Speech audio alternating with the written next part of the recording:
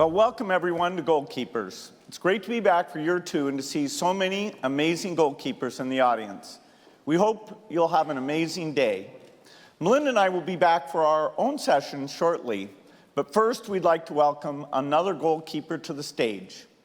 Since taking office, President Emmanuel Macron has made a point of spending time in Africa.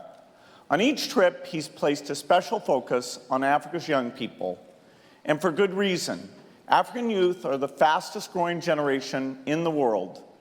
France's future and the world's depends on the well-being of these young people.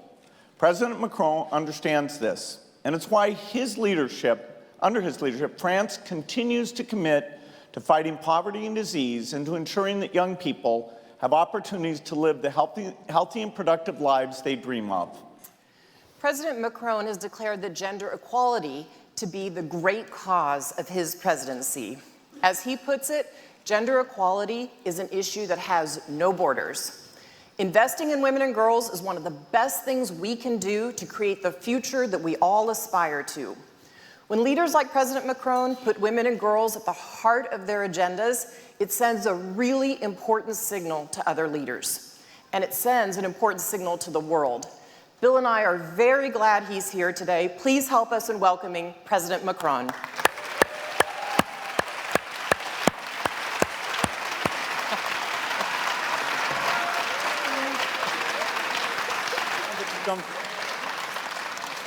You brought your own special guest. Hello everybody. She wanted to come on stage with me without any question. This is the deal. So I will take the questions and she will be on stage. You are 10 and live in Ghana. It's not a question, it was just an information. Look, I just want to thank both of you, Bill and Melanie, for your leadership. Not just the 7th, but your constant leadership and the first achievement. And I think it's very important, and that's why I wanted to join you for these goalkeepers. I'm sorry I will not sing. I'm not Ed Sheeran, and I know you had a great time yesterday evening with him. I wanted to congratulate you for precisely your words, and we just met with the different goalkeepers. And because I do share, I would say, the method and the philosophy you promote. The method, it's about pragmatism, accountability, and people. Why? Because we very often speak about multilateralism, common goods, what we have to do for the planet.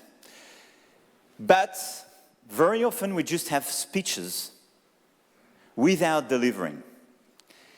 As former business leaders, you're obsessed by delivering. I'm obsessed as well by that. And I think, for me, the main interest of this Goalkeepers initiative and the new way to promote multilateralism is precisely about accountability and concrete results. We know that we have the Agenda 2030, we have the SDG and so on. It's impossible to say next year we will deliver everything. Impossible. But if we just have speeches every year without assessing what we do and not do, without focusing on successes, first results, and weaknesses and failures, we will never progress. And I think this method is a very good one. I try to do the same with the One Planet Summit and the climate action. So accountability and pragmatism. And in terms of method, people. What we need today is leaders. Leaders. We all agree about that. I see one here and some other NGOs and activists of this topic. Speaking about figures, objectives and so on is good. Having reports, is very fine.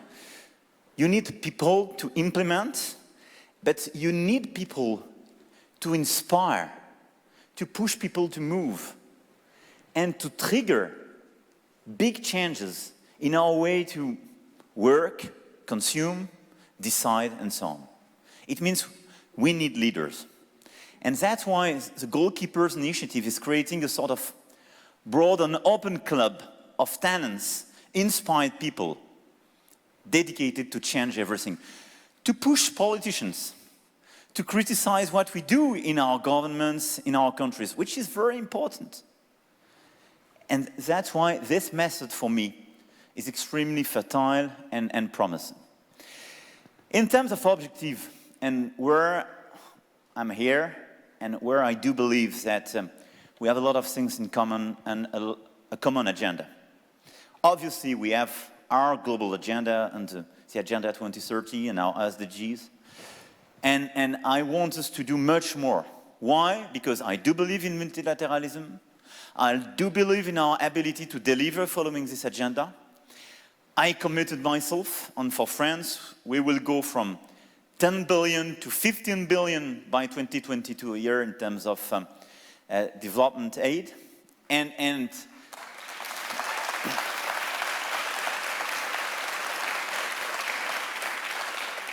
because this mobilization is for governments, for international agencies, for private players and NGOs. I have three main challenges I'm very attached to. The first one is obviously climate. We preserve the Paris Agreement, whatever some decision were one year ago.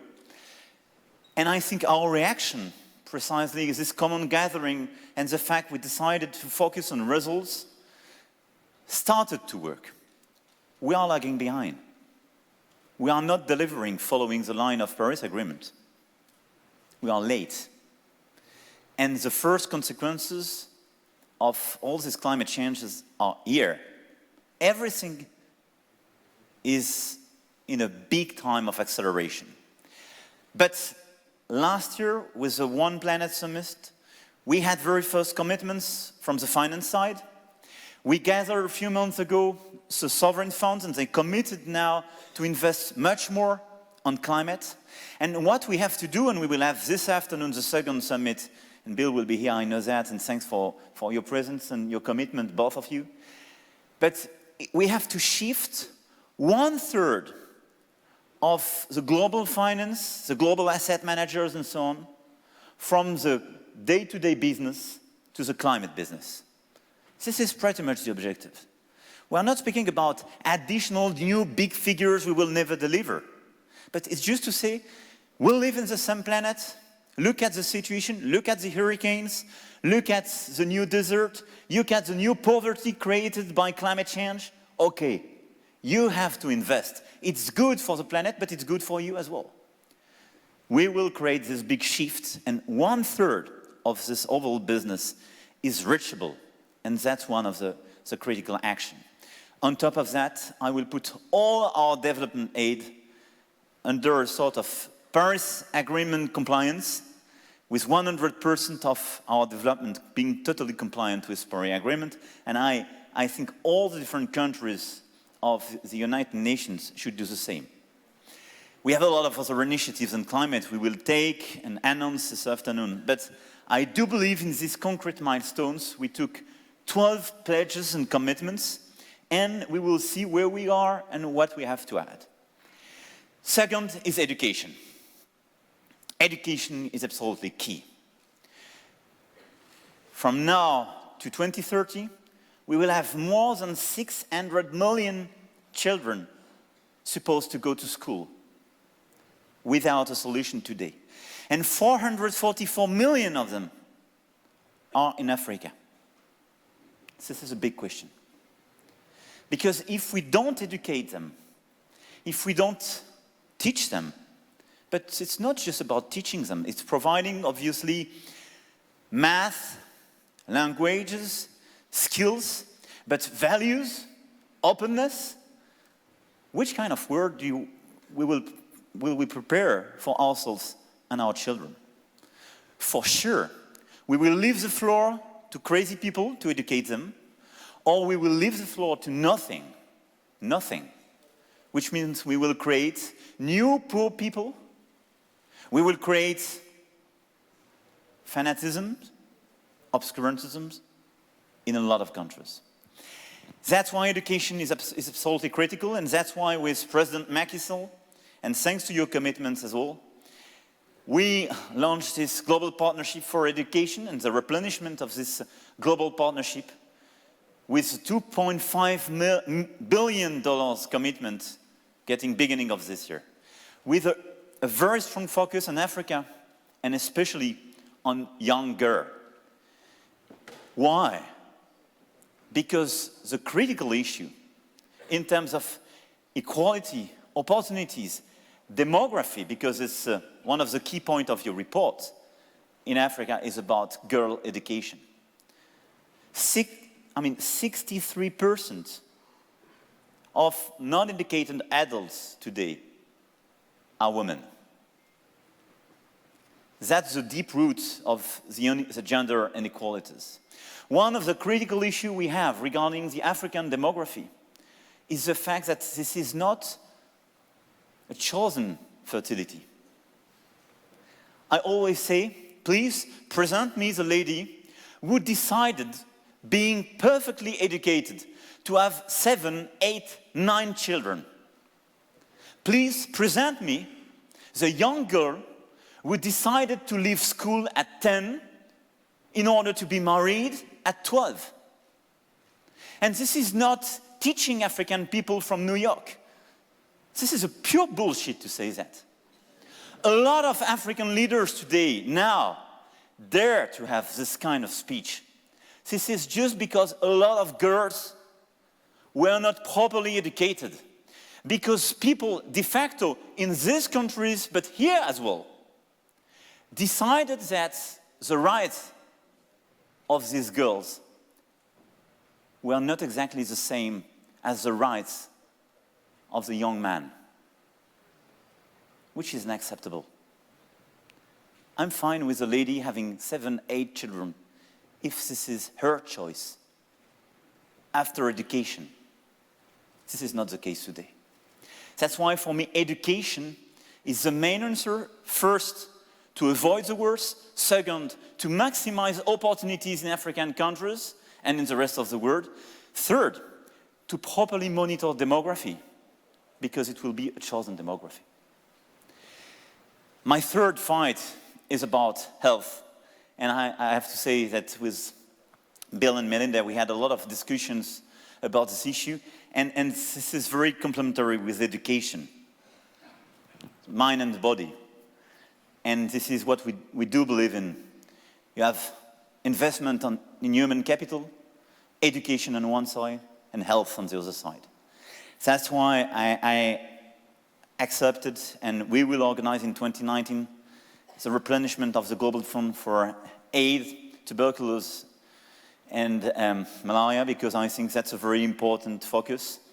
And we need a global commitment for this topic, especially for Africa as well, but all our societies. But because as well, health is a critical point for mother as well, for children in a lot of the poor societies. So we will focus a large part of our development aid on health, but we will put a strong commitment on this topic as well. Climate, education, health are for me the 3 pillars of our fight against poverty. And the 3 pillars of our fight in order to build this new world and to address one of the main roots of the imbalances of our current environment, inequalities. Yesterday, I delivered a speech at the United Nations precisely about this topic to explain that the French presidency for the G7 will be focused on inequalities. And the 3 challenges have to be the core of this G7. We need a very strong commitment of a lot of countries in order to be much more committed to have concrete results on these 3 fights. Because it's how to shape our current world, but it's how not just to preserve, but to build the future opportunities of our world and the upcoming generations. So thanks very much. I'm not a word of, as a global keepers, I would love to be with this young generation who will push us to do much more. But I think what you do, Bill and Melinda, is a very important initiative, and I wanted to thank you for your commitment, for your initiatives, and we will do our part of the same job. So thanks very much.